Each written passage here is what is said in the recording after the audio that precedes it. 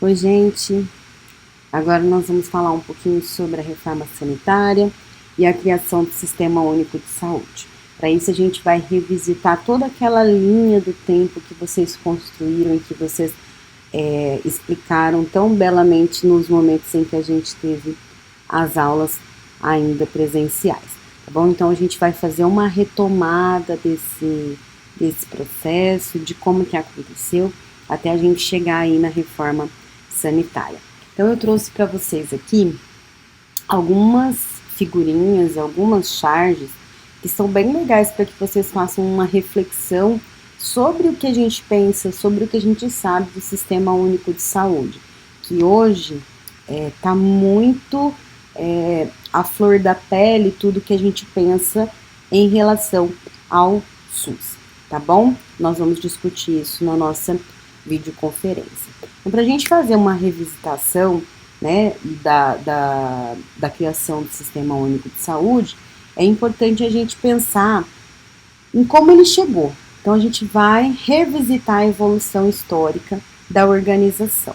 Para isso, nós vamos voltar ao passado e a gente vai fazer de novo uma aulinha de história, só que agora voltada para a saúde, tá bom? Então, antes do SUS, a gente tinha uma saúde pública que não tinha prioridade nenhuma dentro de política de Estado, e tudo que se tinha, quando começou a ter, era atenção em epidemias e endemias, ou seja, eram planos emergenciais, ações pontuais que não tinham a mesma característica que nós temos hoje, tá? Para termos de entendimento, política de saúde, então, é a resposta do Estado para a situação de saúde e os determinantes de saúde de uma população, tá bom? Então, trabalha com produção, distribuição, regulação de bens e serviços do que se fala de saúde. E a assistência em saúde, por sua vez, ela faz parte das políticas de saúde, mas ela é um pedacinho, tá? Que, devido à sua evolução histórica, a gente ainda está avançando algumas coisas e a gente ainda precisa pensar um pouquinho na assistência à saúde, porque ela se desenvolveu a partir da previdência social e não especificamente da política de saúde, e ela vem de uma ênfase na medicina curativa e lucrativa, que é na contramão do que as políticas de saúde pedem ou do que as políticas de saúde trabalham hoje, tá? Então a gente ainda tem um desafio muito grande, um desafio muito importante em relação à assistência à saúde, tá? Bom, vamos lá. Começamos agora com os nossos períodos. Então, a gente teve um período colonial e imperial que vai de 1500 a 1889, e nesse momento, pensando na situação do país, a gente tinha aí uma dicotomia entre trabalho escravo e trabalho assalariado, né? E fora a família real, né, a monarquia. Então, o trabalho escravo, ele era com todas aquelas características que a gente já sabe que a gente teve na aula de história, e o trabalho assalariado, que eram os cidadãos, que eram o povo, eles não eram tão bem remunerados assim, tá? Então, o nosso quadro sanitário, a gente tinha aí um monte de doenças transmissíveis que eram trazidas pelos estrangeiros, tanto os estrangeiros ricos quanto os estrangeiros que vinham para o país em forma de exílio, né? Nós tínhamos ocorrências muito grandes de endemias, ou seja, a gente tinha doenças muito pré-determinadas em vários locais, porque o Brasil territorialmente é um país muito grande, e a gente, além dessas endemias, a gente tinha epidemias com muita frequência. Então, a gente tinha ocorrência de uma doença em determinada área com muita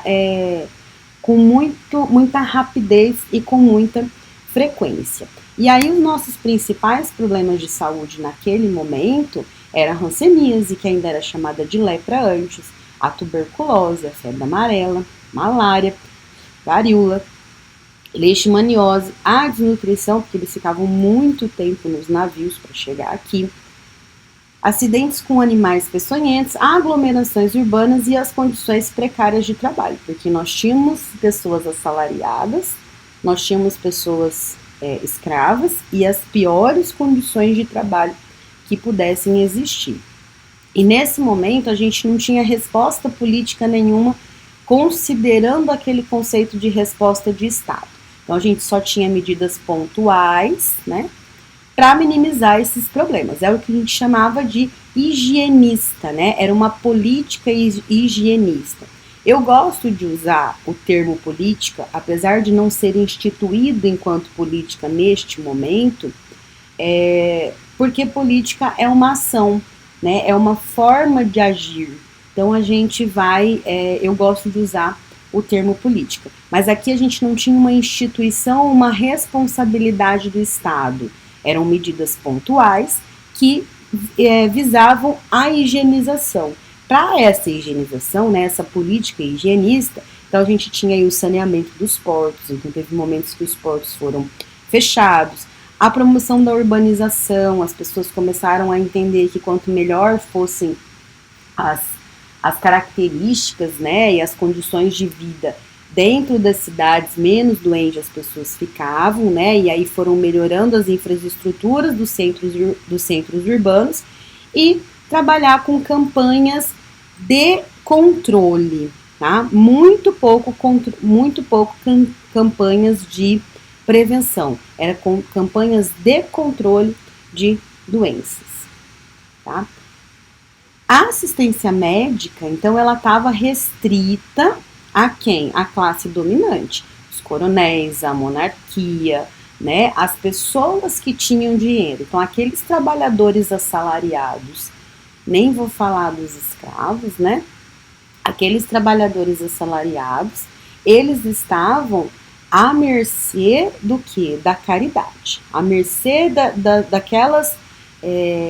daquelas casas que foram as primeiras santas casas, né, que elas tinham mais característica higienista também, porque elas serviam de abrigo para os doentes, indigentes e viajantes, ou seja, vamos separar as pessoas doentes das pessoas sadias para que elas não passem doença para as pessoas sadias, tá bom? A gente tinha o exercício da medicina liberal, que era feito por médicos europeus, que eram pouco, mas quem tinha acesso era a classe dominante. Predominava, então, para os outros a medicina popular e as sangrias, né?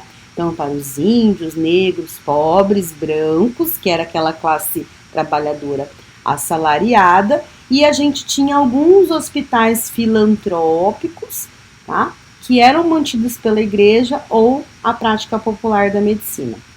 Nós não tínhamos, durante bastante tempo, escola de medicina, nós não tínhamos formação de médicos no Brasil. Até 1813, quando a gente teve a primeira escola de medicina do Rio de Janeiro, e 1815 na Bahia.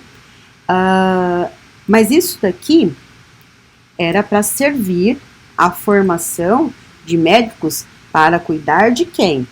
Da classe dominante ainda, tá?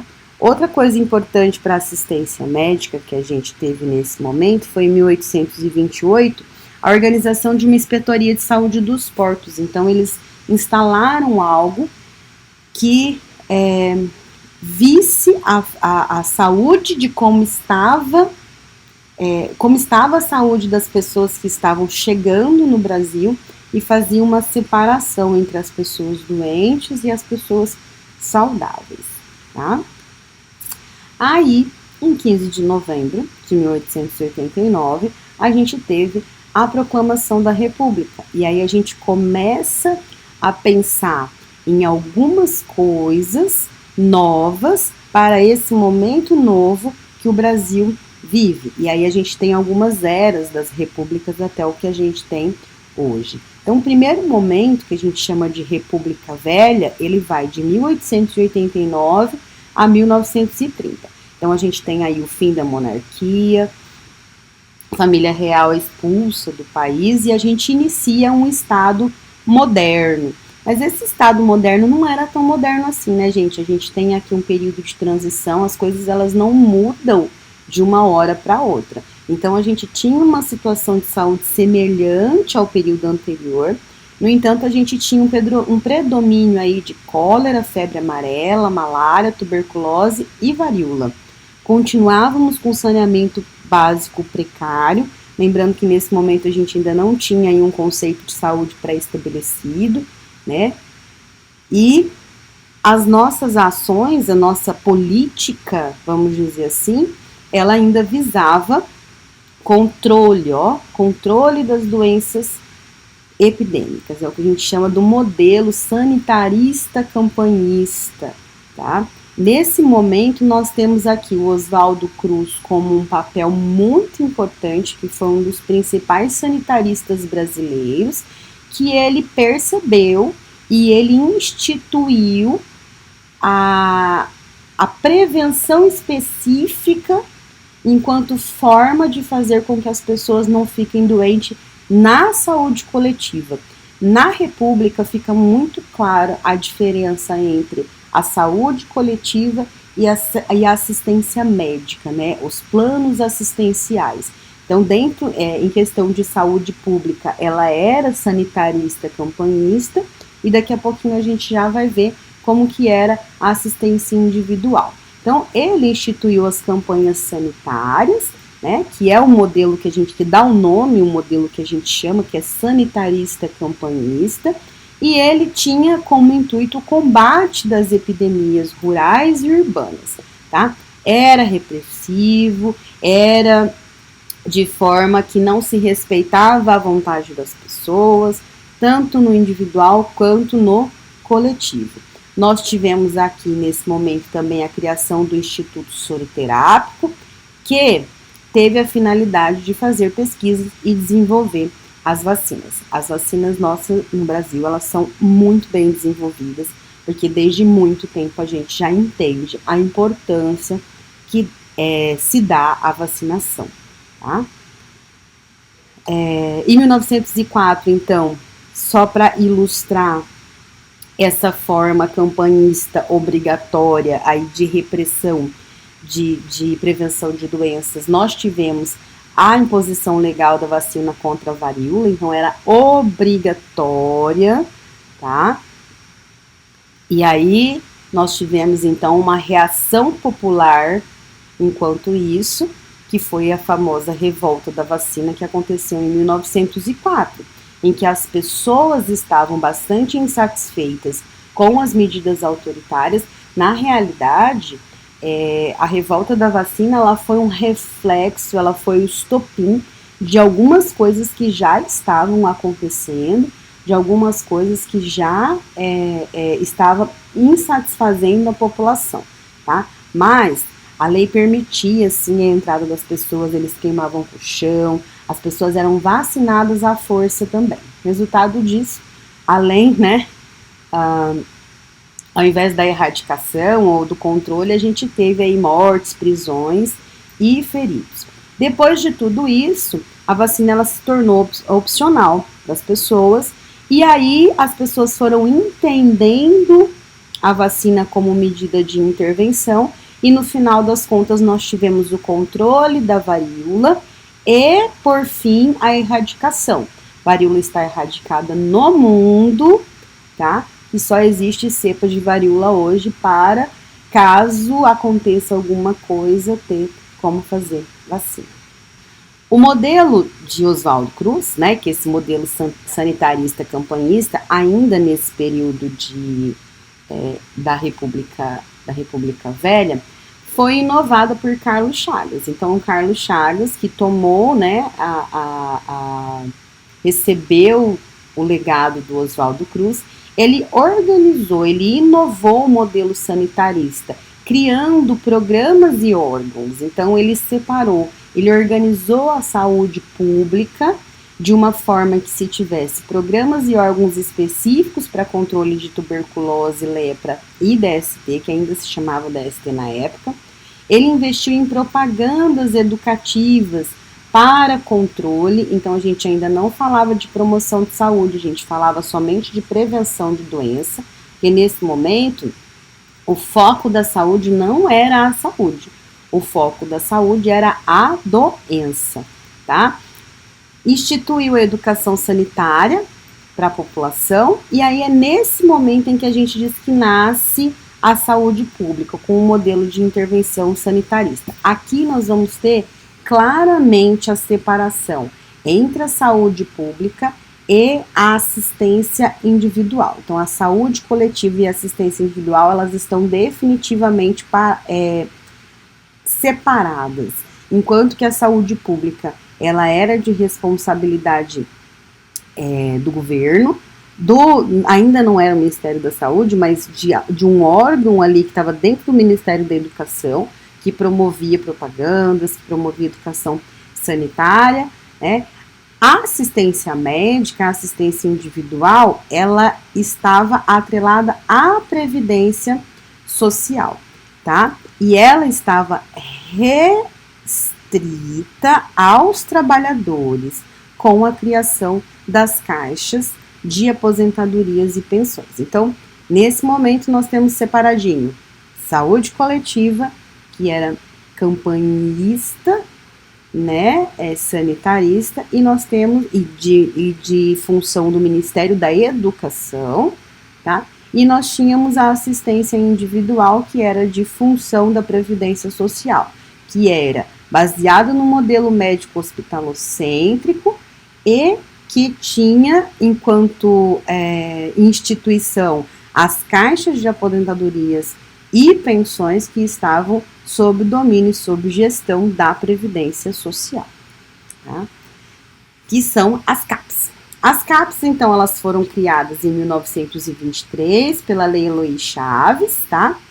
O financiamento delas era das empresas, do governo e dos empregados, tá? Então, eram 3 formas de financiamento. E quem exercia o poder e quem fazia a gestão eram os patrões e os empregados. Então, além dos benefícios da Previdência, trabalhava com assistência médica. Para quem? Só para os trabalhadores formais, tá? Então, porque eram trabalhadores segurados e seus familiares. Então, lembrem bem disso. Financiado por 3 instâncias, que era empresa, governo e empregado.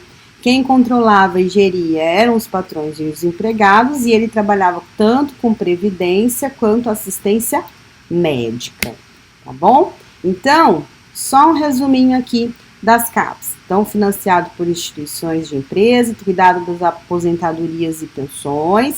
Também eram incluídos aí os serviços funerários, socorros médicos, tá? Assistência por acidente de trabalho.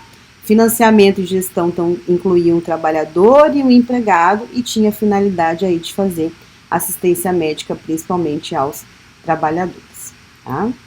O Estado brasileiro na área da saúde, então, nesse momento, resumindo, o modelo sanitarista campanhista, que é da saúde coletiva, né? Saúde coletiva, ambiental, na prática autoritária de controle de doença. E aí a gente tem o modelo clínico curativo privatista, que é a questão da saúde individual, exercido pelas CAPs, tá? E aí a gente tem aqui um advento da medicina liberal que privilegia a abordagem individual, medicalizante, curativa, o modelo hospitalocêntrico, que é o que a gente vem negando até hoje, porque esse modelo, ele considera o homem apenas como biológico e nega a relação com as condições de vida e com as coletividades, tá?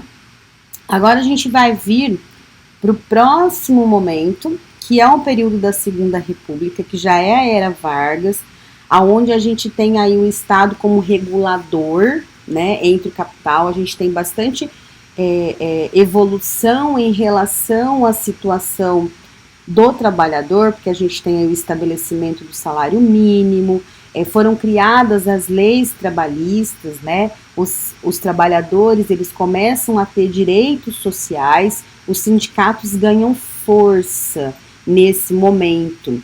Isso é muito importante porque essa força dos sindicatos, essas questões trabalhistas, elas influenciaram bastante na saúde. No entanto, gente, os problemas, eles aumentaram os problemas de saúde, porque para todos aqueles problemas que já existiam, a gente aumentou aqueles problemas relacionados aos trabalhos, pois uma vez que os trabalhadores, eles tinham algumas, uma vez que os trabalhadores, eles começam a ter mais visibilidade, né, pensando aí nesse capital e nesse trabalho, a gente começa a ter mais acidentes de trabalho, mais doenças profissionais e mais estresse, principalmente da classe trabalhadora, né? Então a gente tem aqui, enquanto evento importante na história, a criação do Ministério do Trabalho, né, Indústria e Comércio, e agora a criação do Ministério da Educação e Saúde. Então, anteriormente a gente não tinha um ministério, ele já tinha esse arremedo aqui de alguma coisa que ia acontecer. Então a gente tem o Ministério do Trabalho, Indústria e Comércio, que ia trabalhar com assistência médica dos trabalhadores, ia cuidar dos trabalhadores, e o Ministério da Educação e Saúde, que ia continuar trabalhando com esse modelo da saúde coletiva, tá bom? Então, a gente vai separar aqui, lembrar sempre que durante bastante tempo a saúde coletiva e a saúde individual, elas foram bem separadinhas. Então, nós vamos falar aqui um pouco da saúde individual, né, que era o que a gente tinha mais em voga naquele momento. Então, nesse momento, nós tivemos aqui a transformação das CAPs em IAPs, que é Instituto de Assistência e Pensões e Saúde, tá bom? Então, a gente tinha esses institutos porque eles estavam agora vinculados ao Ministério do Trabalho e agora não era por empresa, e sim por categorias profissionais. Lembra por que eu falei da questão da importância do sindicato? Porque ele mudou. As CAPs, elas eram caixas de aposentadorias e pensões para as pessoas que elas estavam separadas em empresa. Então, cada empresa organizava a sua CAPs. Já a IAPS, não, ela estava vinculada à categoria. Por exemplo, a gente tinha a IAPC, as IAPs dos comerciários, tá? Quem fazia a gestão naquele momento era o Estado. Ele era centralizador dos recursos financeiros. Então, de CAPs para IAPs, a gente passa o controle que era do trabalhador e do empregador para o controle do Estado. Mas o financiamento continuava sendo dos empregados, dos empregadores e do Estado. Tá? Então, a gente tinha aqui o Ministério da Educação e Saúde, que ele trabalhava com as ações de saúde pública, ainda naquele modelo sanitarista, campanhista, de prevenção e controle de doença, tá? Doença. E a gente tem as IAPs, que trabalhava com as ações individuais e curativas, tá?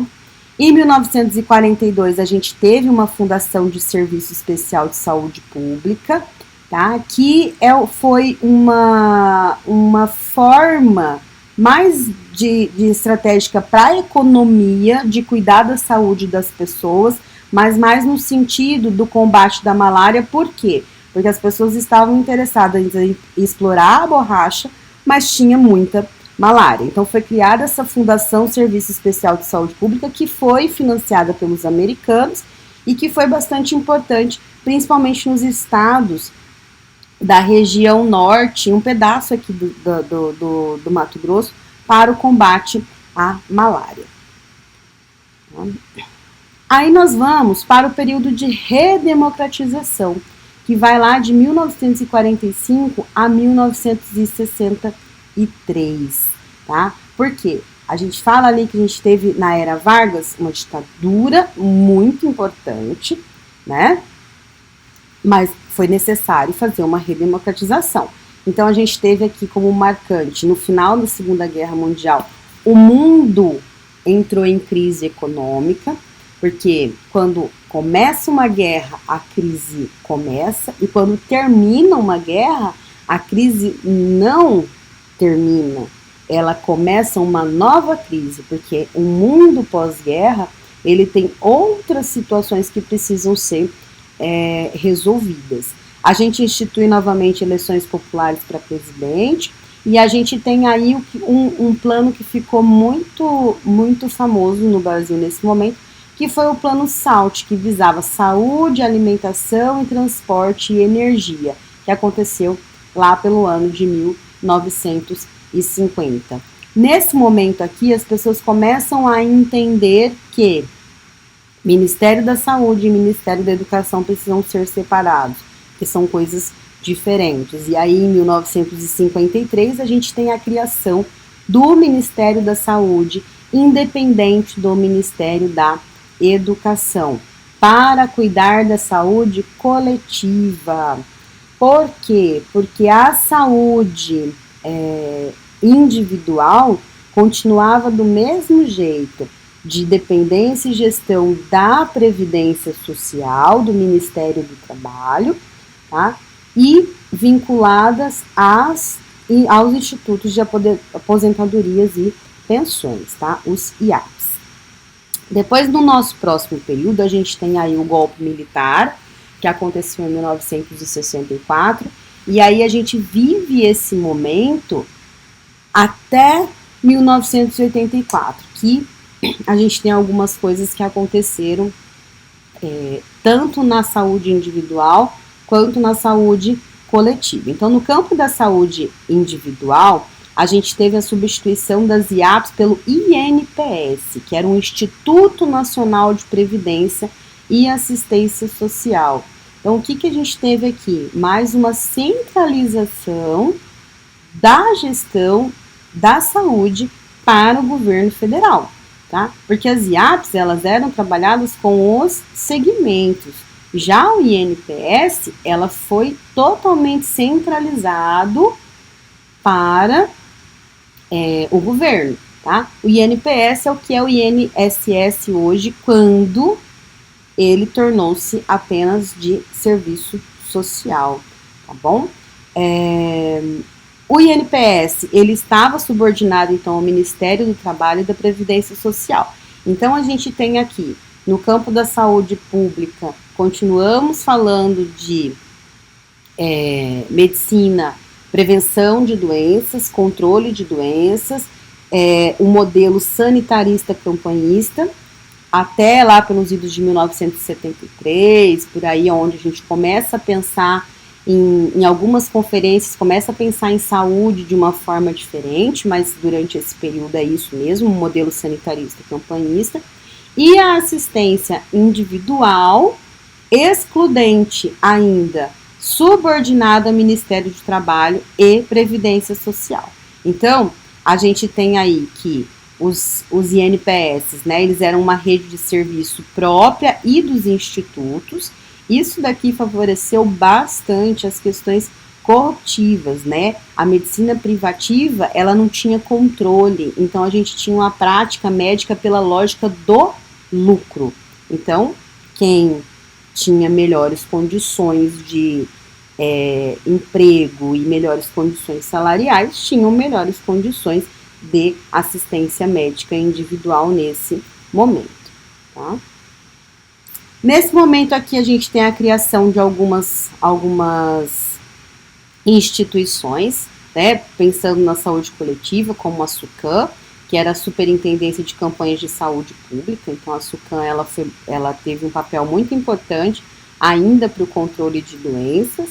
Nós tivemos aí já no finalzinho uma desvinculação do sistema previdenciário do Ministério do Trabalho, então desvinculou, e aí a gente teve a criação do Ministério da Previdência e Assistência Social, que não mudou a realidade dos serviços, na realidade só desvinculou o direito do trabalhador com o direito à saúde, mas quem continuava cuidando da saúde individual era a Previdência e Assistência Social, tá bom? Quando ainda nesse regime militar, a gente tem uma crise aí lá pelos anos 70, igual eu falei para vocês, quando a gente começa a perceber, junto com os movimentos mundiais, né, que tem uma relação muito grande, muito importante entre os problemas sociais e os problemas de saúde. E o Ministério da Saúde, né, as coisas que o Ministério da Saúde estava fazendo para resolver isso, eles não tinham resultado nenhum, elas eram pouco resolutivas, favoreciam o desvio de recursos, elas tinham um alto custo de assistência, não era suficiente para a demanda e tinha uma arrecadação financeira menor. Então, nesse momento, as pessoas começaram a perceber que não dá para trabalhar com saúde focado na doença. Precisa se trabalhar em saúde, focando na saúde, entendendo um modelo, tendo um modelo que atenda a necessidade de saúde e não a necessidade de doença, tá?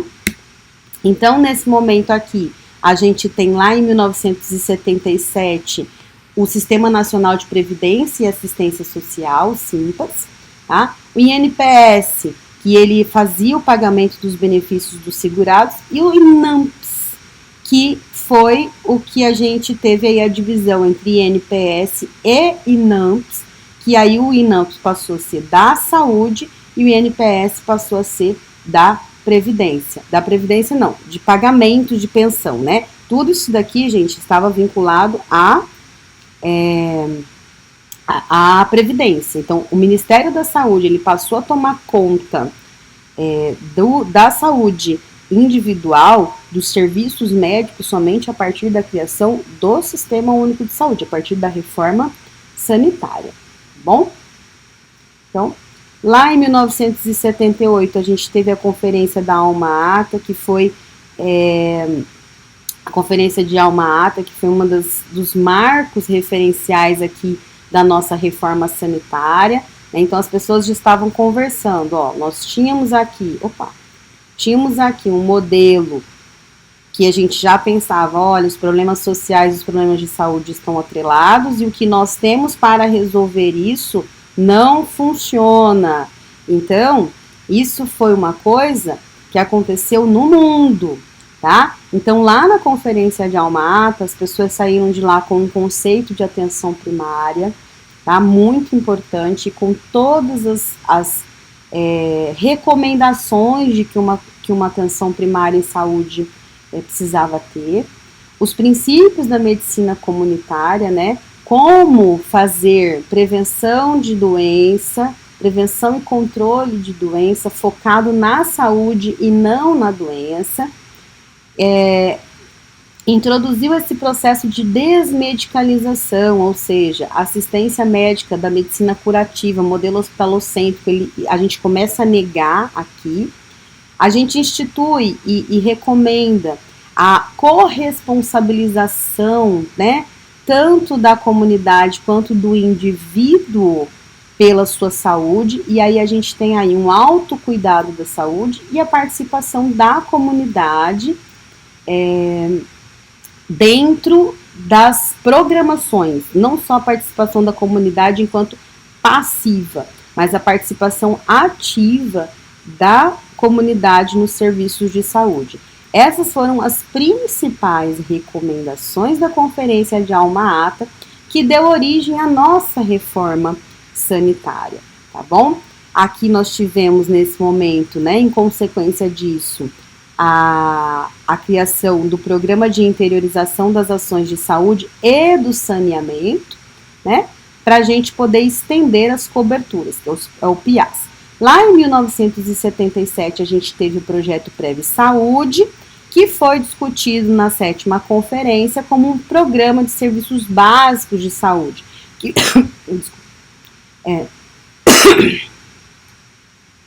Em 1977, nós tivemos o projeto Prev Saúde, que foi discutido na 7ª conferência, tá? Um programa de serviços básicos de saúde, que é um arremedo de uma saúde individual, agora de cunho público, com um pouquinho mais de características do que viria a ser o Sistema Único de Saúde.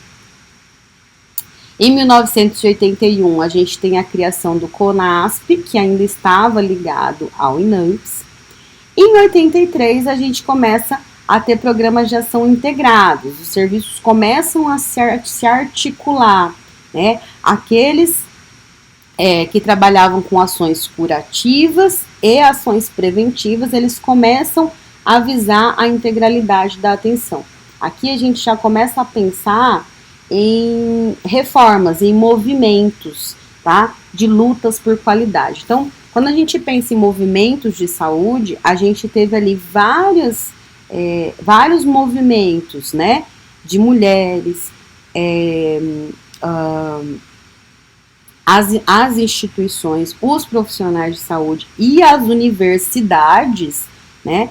Entendendo que não dá para fazer política de saúde visando a doença ou voltada para a doença, a gente começa a pensar em outras situações, em outras formas de fazer com que o sistema de saúde ele seja resolutivo, ele seja integral, ele seja inclusivo, tá? E aí a gente tem aqui, eu gosto muito dessa charge, do movimento que ele mostra bem que movimento da saúde é esse. Isso aqui foi um movimento da reforma sanitária mesmo, né?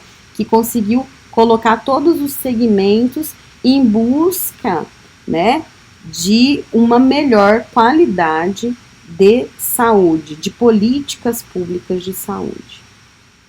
Nesse momento a gente tem criação de algumas coisas importantes, né? Então a SEBS, que é o Centro Brasileiro de Estudos de Saúde, que foi criado em 76, que já trabalhava um pouquinho já com as propostas, né? Fazia crítica e fazia propostas para a reforma do sistema. A Associação Brasileira de Pós-Graduação em Saúde Coletiva também ajudou muito nessa reforma, pensando de forma coletiva para reorganizar as políticas públicas, tá? E aí a gente tem o que a gente falou até agora para nascimento do Sistema Único de Saúde, que esses marcos de ano, gente, eles são importantes para a gente pensar apenas, ter uma ideia de que momento que aconteceu, porque o tempo, a história, ela não é em blocos, né? Ela acontece de forma contínua, então a gente sempre passa por um período de transição. Então, o que a reforma sanitária fez? Então, primeira coisa foi reformular o sistema de saúde. Foi a gente trabalhar com um sistema que visasse a saúde e não a doença. Criou, nesse momento, o Sistema Único de Saúde, né? A gente acaba com o antagonismo entre o Ministério da Saúde e INAMPS. A gente junta, diz que saúde coletiva e saúde individual, elas estão atreladas, elas não podem estar separadas, tá bom? A gente tem, então, quanto ambição na reforma sanitária, a universalização do direito de todos à saúde. A reforma sanitária, ela teve uma participação muito importante na Constituição de 1988, onde a gente começa a pensar que até o nome dela é muito legal, que é Constituição Cidadã, aonde a gente ganha, a gente recebe enquanto direito nato a saúde, tá? Universal, tá? Lá pelos idos de 1983, a reforma também promove ações integradas de saúde, uma vez que acabou aqui com o antagonismo da saúde, do Ministério da Saúde e INAMPS, a gente tem a possibilidade de integrar mais ações, e lá pelo idos de 1987, a gente tem a criação do SUDES, que é um sistema unificado e descentralizado de saúde, que já é um arremedo aí do que poderia ser o Sistema Único de Saúde. E ele estabelecia, então, um convênio entre as três esferas. No entanto, a descentralização já estava começada. E esse momento aqui também possibilitou a formação dos conselhos de saúde. Tá? No período da Nova República, que vai de mais ou menos de 1985 a 1988, a gente já tem aqui um quadro sanitário que a gente teve um problema muito grande, que foi o surgimento da epidemia de dengue. E junto aqui a gente já teve a 8ª Conferência Nacional. Então a gente vinha de um processo em que as pessoas já estavam insatisfeitas, as pessoas já tinham entendido que a saúde não dava para ser daquela forma e que precisava ser mudada. Junto disso, a gente teve uma epidemia de dengue e aí a coisa deu uma explodida mesmo. A 8ª Conferência Nacional, a gente Tem um filminho que vai mostrar para vocês, que depois vocês vão clicar lá no YouTube, tá? Mas, em resumo, a 8ª conferência, ela trouxe os princípios e diretrizes da reforma sanitária para a realidade, para a apreciação popular. Ela teve uma real participação da população. A gente ampliou o conceito de saúde para além daquele que era o conceito de saúde da Organização Mundial de Saúde. A gente começou a entender que saúde, ela não é ausência de doença, tampouco um bem-estar físico, social e psicossocial. Ela é resultado das nossas condições de vida, das nossas relações, da nossa renda, do nosso acesso, das nossas condições biológicas, acesso à terra, acesso aos serviços de saúde, tá? E ela traz, então, como a saúde como direito de todos e dever do Estado, que é o que está lá na nossa Constituição.